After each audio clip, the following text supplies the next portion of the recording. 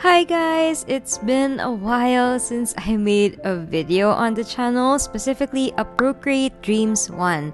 Thank you so much for waiting and for being here. I'm finally going to be showing you how I create these beautiful GIFtuber models for their specific commissioners. Just a quick recap on what GIFtubers are. They're basically the middle ground between PNG tubers and VTubers. PNG tubers are the simplest form of streaming models where you will see people use 2 to 4 images for idle, like speaking and non-speaking PNGs. So for the other end of the spectrum, which is the more higher end model, VTubers, they use face tracking, which gives the model more lifelike movement and facial expressions. Now, GIFtubers are basically animated images. So they are mostly in loops so that they would connect whenever you switch between speaking or not speaking animations. As for facial expressions, you can actually just play around with multiple toggles, so it really depends on you and how much you want to play around with your model. The GIFtubers I've made so far in Procreate Dreams are all commissioned by streamers last year. This particular GIFtuber may be familiar to some of you if you watch Miraculous Ladybug videos here in YouTube, because I had the honor to create the GIFtuber for the Maya B show. I honestly always feel honored and giddy when I get to work with fellow creators, which is why, without further ado, let's get to animating Maya! Okay, as I mentioned, this is gonna be a Procreate Dreams process video, meaning we're just gonna focus on the animation. The illustration is already done, but here is a quick preview on the separate parts that I drew. And on this quick time lapse, I'm just transferring every single layer and arranging them and grouping them in Procreate Dreams. If you want a slower video on how I arrange the layers and group them, then please refer to my other Procreate Dreams video so that we can get started to keyframing here. My timing for the loop animation here will be 3 seconds, 20 frames per second, which is equivalent to 60 frames. I'm starting off with the body layer and I'm putting a warp keyframing. As usual, I always start in the middle, making changes to the keyframe, and then if I feel like I can add more movement and dynamic, that's when I make 4 keyframes. Specifically when it comes to this kind of shorter loop, which is 3 seconds. You'll also see me change all easings into linear. I don't really use ease in and ease out. Especially with short animation loops, I want other layers to move at the exact same timing. Now on this part, I just realized that I haven't arranged the layers in the group for her toggle, which is cuddling her fur baby on the table. And I decided to arrange it accordingly because I decided to put an animation for her fur baby, which is just a cute blinking animation.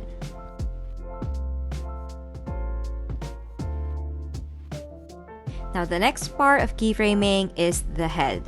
I usually go with this because I do want to add some rotation keyframing, which is like tilting to side, but just minimal to make it look natural. Just a reminder, transformation keyframing can be applied in a group, which is exactly what I'm doing here because there are a lot of layers that comes with the element of the head, so I need to make sure that they are in one group. Just in case you're wondering here why the back part of the hair is not moving, it's because, as you can see in the layering here, it's right behind the body. So what I usually do is I just finalize the animation with the front part of the head and then just copy the timing on the back part of the hair. And that is what I'm doing right now.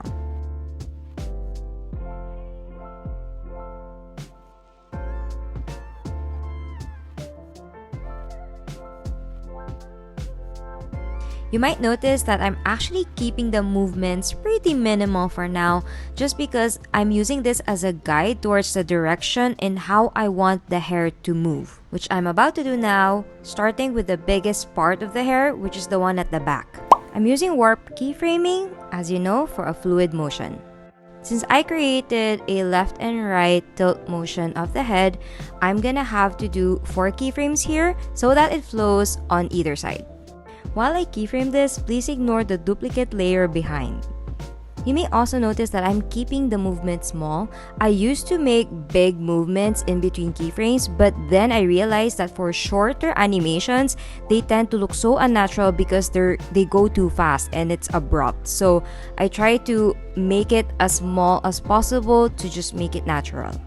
Now we're moving to the front part of the hair. I actually have 2 layers for this, one on both sides combined and another one just on the left side. Now I'm just following the flow of the back part of the hair. When it comes to how I make animations for the hair, it really depends on the movement that I initially place when it comes to like the rotation or even the direction that it goes, whether you go up and down. Honestly, just play around with it.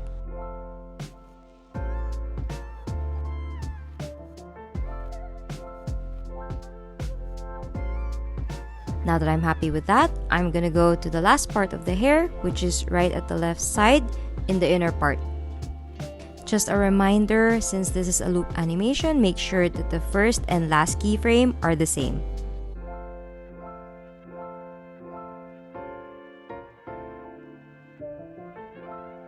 I actually just ended up using 3 keyframes for this part of the hair. Now we're gonna go to the shadow on the face. I don't necessarily put this in all my character animations, but for this particular one, I think it does add some good effect. Also, I'm using clipping mask here to keep the shadows just on the face. I'm just following the flow of the layers that I've already animated.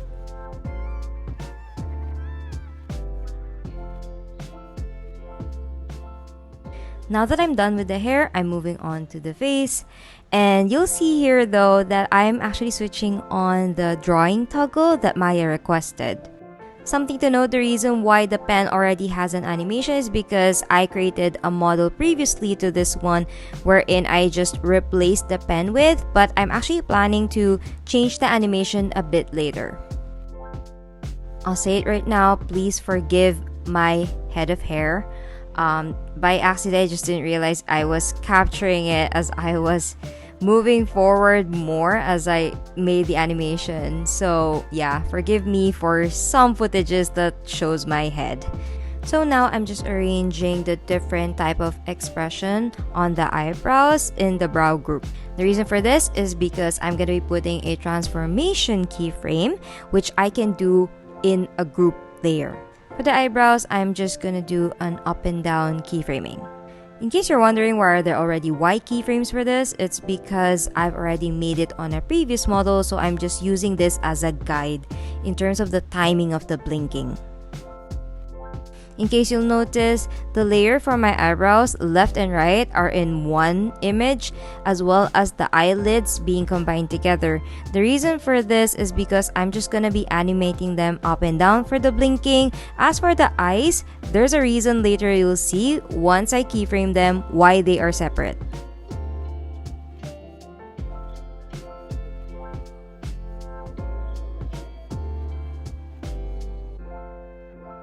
Moving to the next part, I don't know why I went to animating the mouth here instead of continuing with the eye. Let's just proceed. It's a bit harder to explain how I arranged my layers and frames here with the mouth animation, so I'm just gonna show you a full view of it right now. So a quick explanation with my mouth layer grouping.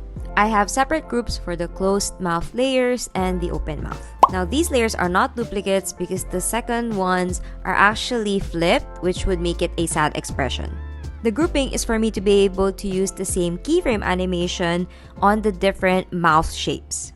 The keyframes for the speaking animation, specifically on these parts, is where I put the scale Y all the way down to 0, so that the moment when the closed lips appear, the open mouth disappears. Remember to set the anchor point where you want the mouth to close so that it's aligned to the closed lips.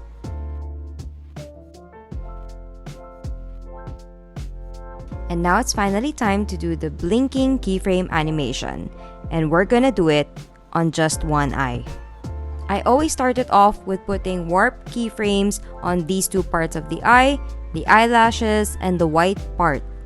I always start keyframing the eyelashes first because there's more unpredictability when it comes to the final result when I turn the open eye to a closed eye.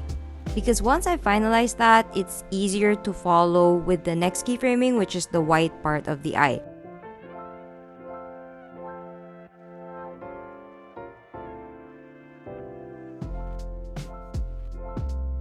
Of course, remember to set the easing to linear because the default is ease in. For the keyframe animation here, I only create a middle and then a closed eye keyframe. This is the simplest way that I warp blinking animation, but it's actually not the latest one that I've been doing. I'll be able to show that in another video in the future. I still go back to this though whenever I just want a quick and smooth blinking animation. Now I'm gonna keyframe the white part of the eye, and you may notice here that the pupil and iris will actually be hidden as I animate the white part of the eye. And the reason for that is because I'm using clipping mask for the group and it's clipped onto the white part. As for the timing, the keyframes should be aligned and the same as the eyelashes so that they would be in sync.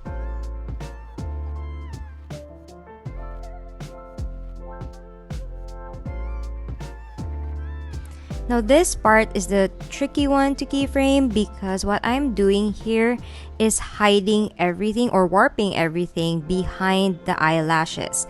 So I think this would generally be easier if the eyelashes was thicker. So it's really an art style kind of thing. It really depends. But it's still doable here because there's always room for you to be able to adjust it, make it thicker, just so that it's easier to hide it behind. Also check each frame in between these because there might be a possibility that some of the parts that you want hidden or warped is still seen. I just realized while editing this video that I actually also animated the lower lid. So this one is definitely an art style thing because I've seen art styles that don't really add this specifically on chibis, but as I wanted a good emphasis on the eyes for this particular model, I decided to include one. So just the same with the eyelash and the white part of the eye, I'm following the timing of the keyframe and I'm using warp.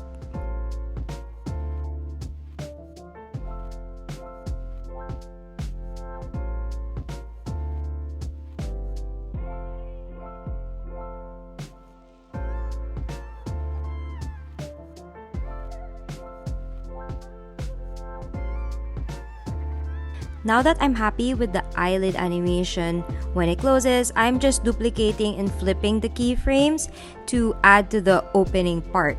Now, Procreate Dreams doesn't have a copy-paste feature yet for keyframes, so this is what I do.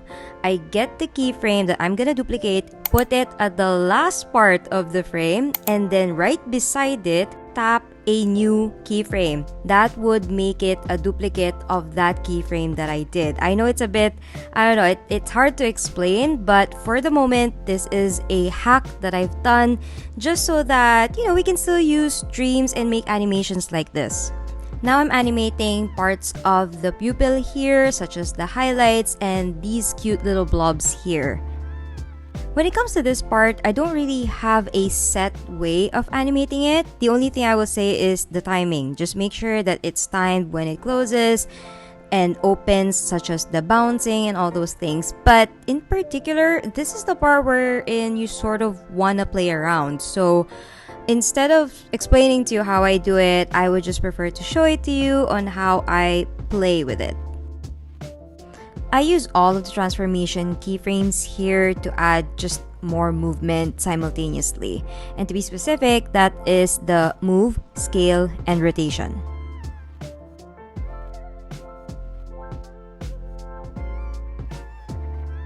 As a general rule, most of the animation really happens once the eye opens, such as like a cute bounce, a cute rotation, or any warp for the cute highlights and stuff. You can actually look for some cute and amazing VTuber eye animations on how they rig theirs and apply that to your own animations.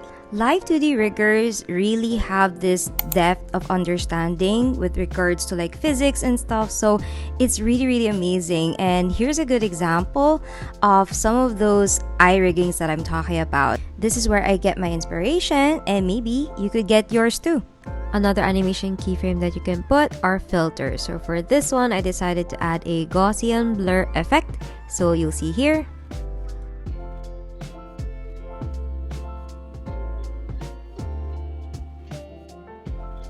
Now I'm just adding movement to the rest of the elements on the eye.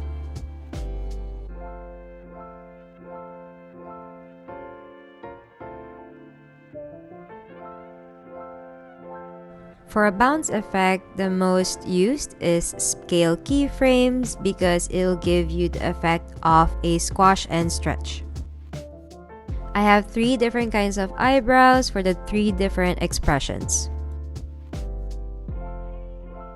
And one last thing, I'm adding a left and right movement slightly to the pupil. And now for the very first time, I'm sharing my hack in animating eyes, which is duplicating and flipping. Of course, this is only applicable to front-facing characters. As for any movement animation you want to put on the pupils, such as looking to the side and up and down, you just need to adjust the other side of the eye. Now right here, using the same eye, I'm gonna show you how I duplicate and then change them into the other expressions. For an angry expression, sometimes in anime, the pupil and iris become small for intensity. I'm also deleting the highlight part of the eye to show that the expression is not a bright one.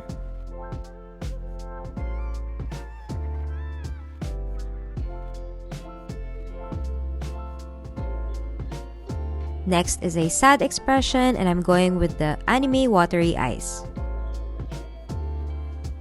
There's actually a better process from what I'm doing right now, which is to just do literally everything on one side of the eye. So for this particular process, I was still trying to figure out how I'm gonna do multiple expressions. So here I was just still figuring out, but right now, doing all expressions on one side first and then flipping all of them after is definitely the faster process.